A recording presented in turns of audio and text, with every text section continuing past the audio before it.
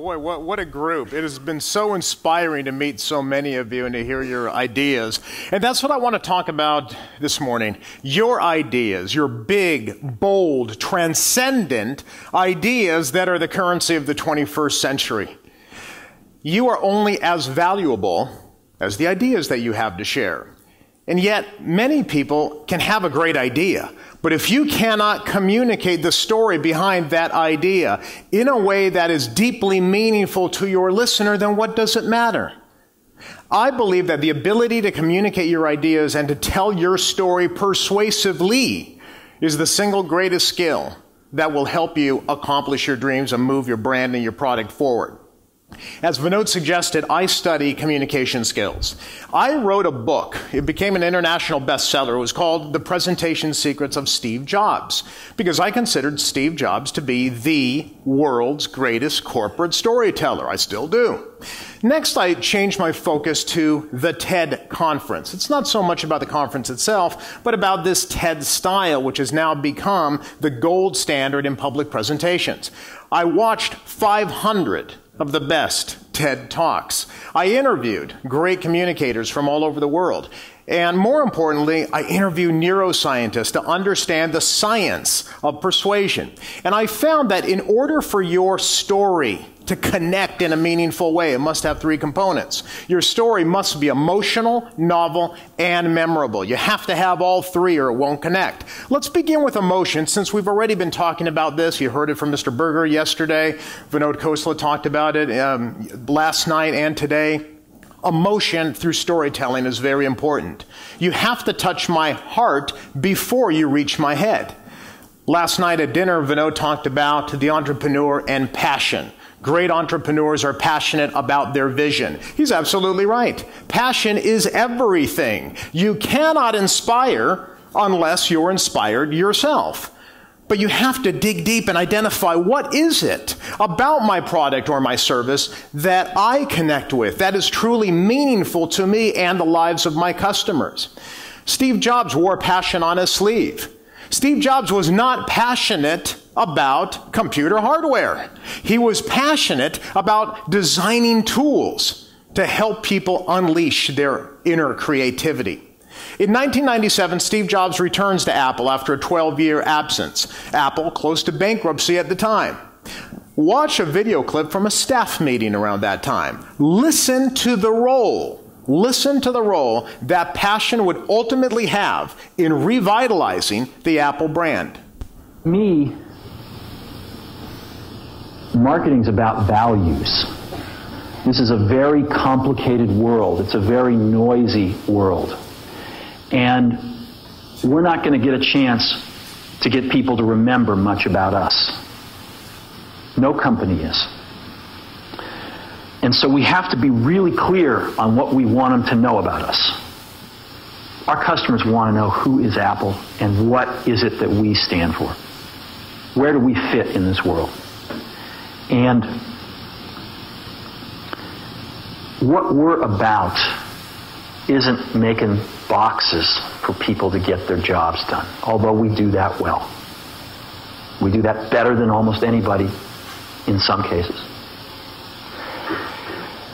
But Apple's about something more than that. Apple, at the core, its core value is that we believe that people with passion can change the world for the better. That's what we believe.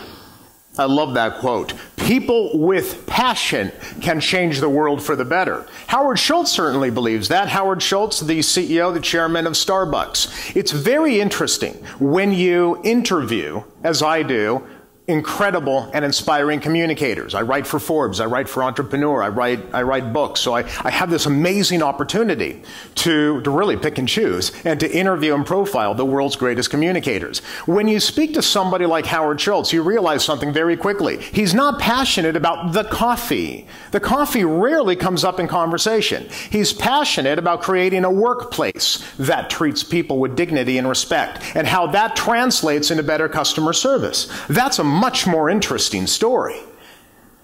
Tony Hsieh, who some of you saw yesterday, I've interviewed him several times for my books. How many of you heard him talk about selling shoes online yesterday? I'm seeing people shake their heads. That's not his story. The story is culture. And how do you deliver happiness in that culture? How do you make your customers happy? How do you make your employees happy? When you ask Richard Branson, what are you most passionate about? What makes your heart sing? It's not getting people from point A to point B on an airplane. It's disrupting the status quo. It's elevating the customer experience. And now it's taking profits from the dirty fuels business and reinventing the global energy area. You need to ask yourself, what is it that I'm truly passionate about? Not the not the product that you sell, but it's the business that you are in. And then how do you transfer your passion to your listener? You do that through mastering the art of storytelling. But you have to understand that passion is contagious. They're studying mood contagion at the University of Minnesota, which simply means that when you meet someone who is genuinely, authentically enthusiastic about the meaning behind their product or service, it changes your perception of that person and that person's product or idea. And now how do I transfer that to you? I have to transfer my passion through mastering the art of storytelling. A remarkable thing happens to our brains when we hear someone tell a personal story.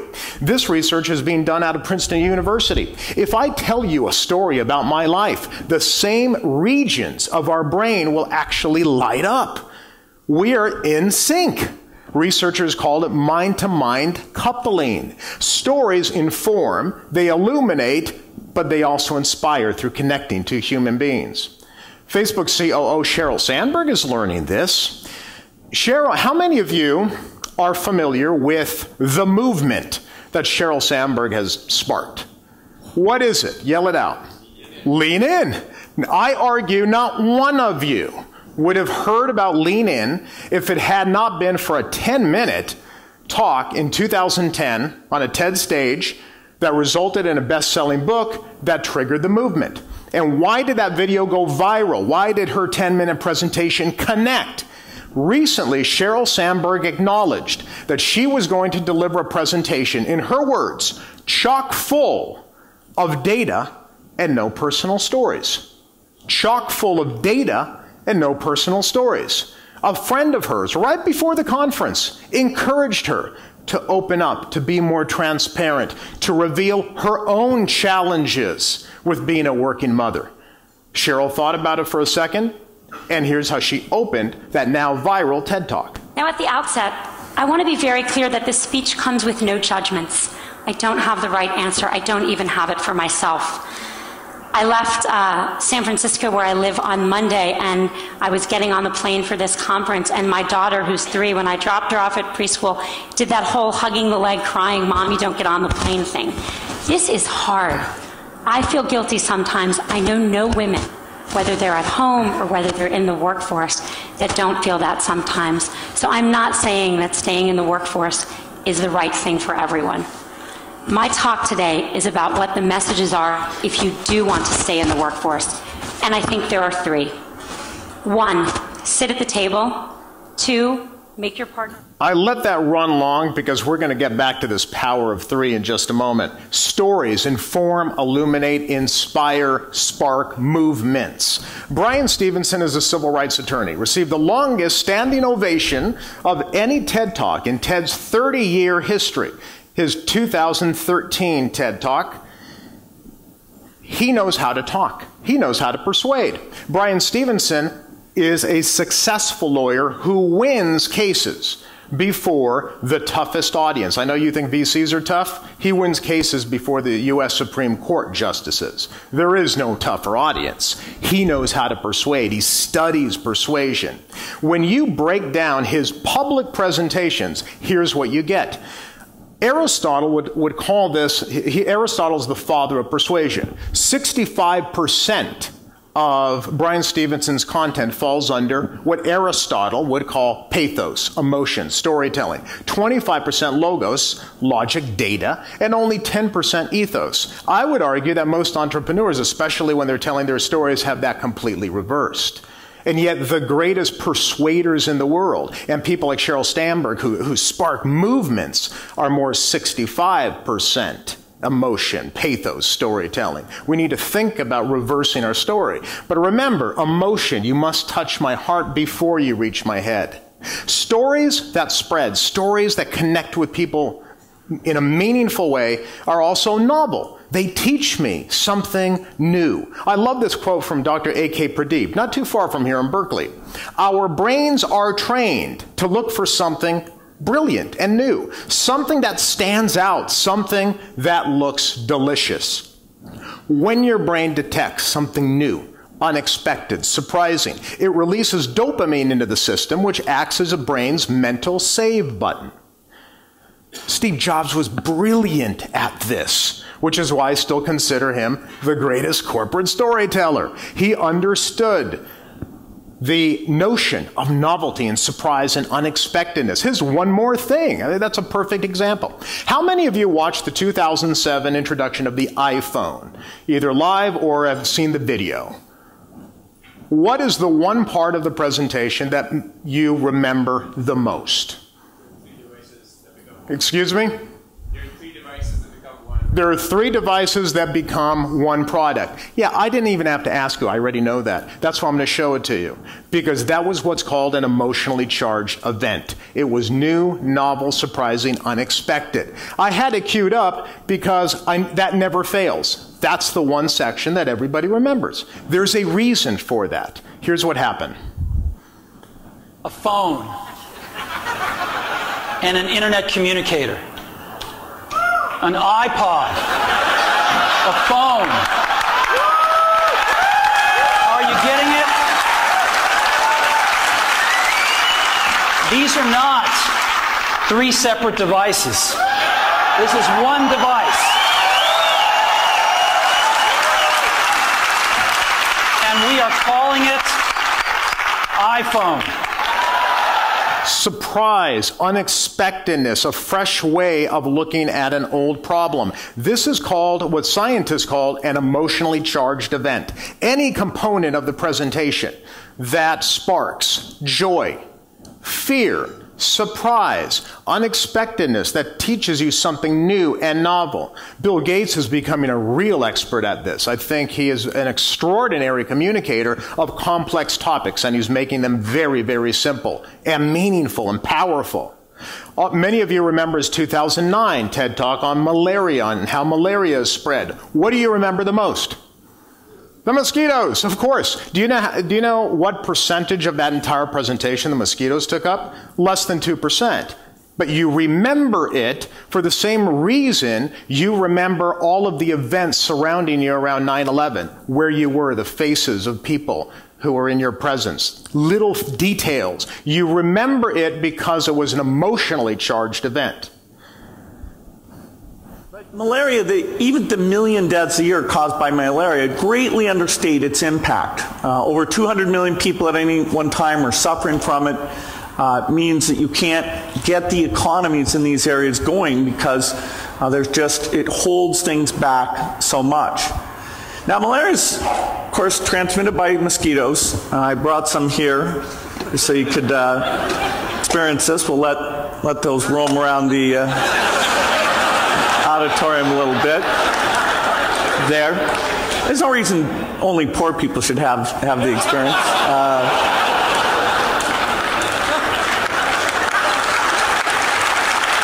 Absolutely brilliant. And I, as a communication expert, I watch reactions, so I like to see the reaction of the audience. First, quiet, stunned, surprised. They don't know what's going on. Wait a minute, this is a little different. Shouldn't Bill Gates just be delivering a PowerPoint? What is he doing? Shock, fear, mosquitoes, unexpectedness, humor. Those are what are called emotionally charged events. This is a very powerful topic. You must make your next pitch, your presentation, your story novel. Teach me something new, or at least frame it in a way that is completely fresh and unexpected. I interviewed Robert Ballard, who's a wonderful storyteller. In fact, he gave a TED Talk with 35 slides and no words. I'm going to talk about that in just a moment. But he told me your mission in any presentation is to inform, educate, and inspire. You can only inspire when you give people a new way, of looking at the world in which they live. So give your audiences a new way of looking at the world. Make it novel. Teach me something new. And finally, none of this matters if I can't remember and recite and repeat what you just said. So present content in ways I'll never forget. I'm a journalist. Trained journalist. I'm a storyteller. I used to work at CNN and many other platforms. And I still write for Forbes and Entrepreneurs. So I look at everything through the lens of a story. Here are some techniques that you can use in your very next pitch or presentation that is almost guaranteed to work every single time. I know not to give you 100% guarantees, but this is pretty close. I'm going to give you 3 techniques. The first technique that nearly always works is creating a headline. Thank you, Twitter. I like Twitter as an exercise. If you cannot tell me what you do in 140 characters, go back to the drawing board. There is a reason why I need to see the big picture before details. This is the way our brains evolve to process information. I learned this from John Medina at the University of Washington Medical School. He said, Carmine, when primitive man ran into a tiger, he did not ask, how many teeth does the tiger have? He asked, will that thing eat me? Should I run? Big picture before details. Let's travel back to 2008, the first introduction of the MacBook Air. I think most presenters would have delivered a slide sort of like this. The MacBook Air, we are really excited to introduce this new product. It's a thin, lightweight notebook computer, 13-inch widescreen display, backlit keyboard, Intel processor. What's the problem? One, it's sort of a boring slide, but what's the other problem? Too many details. Steve Jobs, the brilliant communicator that he was, always framed every product or idea in one sentence. He called the MacBook Air the world's thinnest notebook. If that's all you know, it tells you a lot. Now you can fill out the rest of the story. How thin is it? How did you get it so thin? Are there customers that actually want this new device? You could fill out the rest of the story, but I got to see the big picture before the details. Yesterday at dinner, I turned to one of the entrepreneurs in the room, Eric Frankiel. He's the CEO of MemSQL. I asked him, Eric, what is MemSQL? The world's fastest database. In one sentence, I got it immediately. The world's fastest database. And he's been thinking over the last couple of years about how to refine his story. So he's constantly thinking about communication. And he even told me, Carmine, I need a hook. I need a headline so you can understand my story. So he's already thinking about it. The second technique for all of you who deliver PowerPoint or Apple Keynote or any type of presentation tool, please start thinking visually. We're visual people. We're visual storytellers. If I deliver information verbally, you'll remember about 10% of the content. If I add a picture, retention soars to 65%. The average PowerPoint slide has 40 words. That's not too hard for us to believe. If you analyze the world's greatest, most inspiring corporate storytellers, you will be hard-pressed to find 40 words in 10 of their slides. I remember breaking down Steve Jobs, a 90-minute presentation by Steve Jobs. It took at least 10 slides, if not more, before he reached 40 words. Obviously, he used Apple Keynote, not PowerPoint, but it's the same idea. Because, why? Because he's telling a story instead. Let's go back to the MacBook Air. I think the average mediocre presenter would have created a slide that looks something like this. Why? Because most of us need to put all of the information on one slide instead of thinking about it visually. What's the visual story I'm trying to portray? Here's the Steve Jobs slide. What's more memorable? What's more impactful? Because all of us know that tangible feeling of opening those office envelopes and unroping that small red string. This was brilliant. This takes creativity, though. You got to really think about it. But what's more memorable? My slide that I created, which the average person would, or this? You have to think visually about information. The slides on all of the best 500 TED Talks are photographs, images, or animations. Finally, I want to leave you with this. The third technique that will make your next pitch or presentation memorable is sticking to the rule of 3. The rule of 3, which you're going to hear a little bit too from Vinod coming up. The rule of 3 simply means that in short-term memory, we can only remember about 3 or 4 key points. of information. This is an infographic that somebody sent to me after I wrote about it for a Forbes piece. I love this. Slogans are often broken up into threes, the most memorable slogans, like yes we can or just do it. Colors of the flag are often in threes. Certainly in literature, the Three Musketeers, the Three Little Pigs, the three Bears. I have the right to life, liberty, and happiness, not 18 rights. Thomas Jefferson was a brilliant writer. The rule of three. So incorporate it in your presentations. Bill Gates has been thinking about this. Brilliant. In January, when Bill and Melinda Gates Foundation released their annual newsletter, there were three myths that block poverty for the poor. I knew instantly that that's going to be the headline on all of the blogs, on all of the newspapers. And sure enough, I was right. Threes. It's almost impossible for a person to ignore lists. And the shorter the list, the better. But 3 to 5 seems to be the magic number. Jimmy Fallon even asked, Bill Gates was on Jimmy Fallon's show, and Jimmy was asking him, so tell me about these 3 myths. Lists, and we know this as journalists, lists work really well. Give people 3 reasons to invest. 3 new features of this product that will improve your life. 3, 4, or 5. Take a look at the 2005 commencement address from Steve Jobs, one of the most popular commencement addresses of our time. He intuitively understood the power of 3. This entire presentation was built in this structure. Do what you love is the headline. We just talked about that. What is the one theme that you want to get across? Do what you love. Supported by 3 key messages. Connect the dots, love and loss, death. Each of the supporting 3 messages had 3 examples under each one. The rule of 3. So those are 3 very powerful methods of making sure your story sticks and is memorable. Create a headline, think visually when you're delivering the information, and stick to the rule of 3.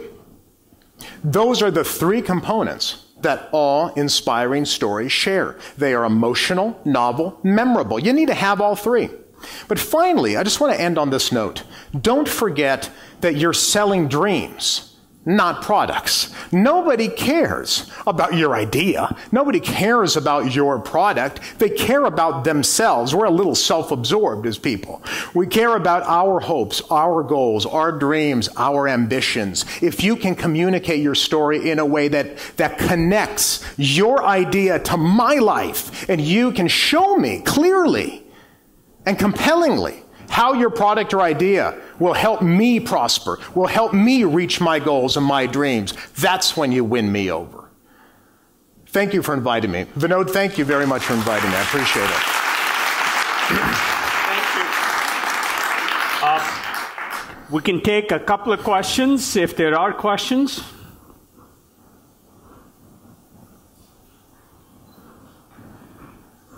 Yes, sir. How does this, so this is great for sort of a mass market TED style audience. What happens when you're sitting in a room full of engineers and you're trying to get, like how do you, like there's an introverted versus extroverted. The more complex, the more you need this, okay? I've gotten this question before. One of my big clients actually is, for the last 7 years is Intel. I have worked with more than 300 Intel engineers, including and some of the C-suite executives. So whenever Intel has a new product or a new processor to introduce, they'll often go through me and we'll do a workshop on how do we best communicate the message behind us. The more complex the message, the more you have to do this style.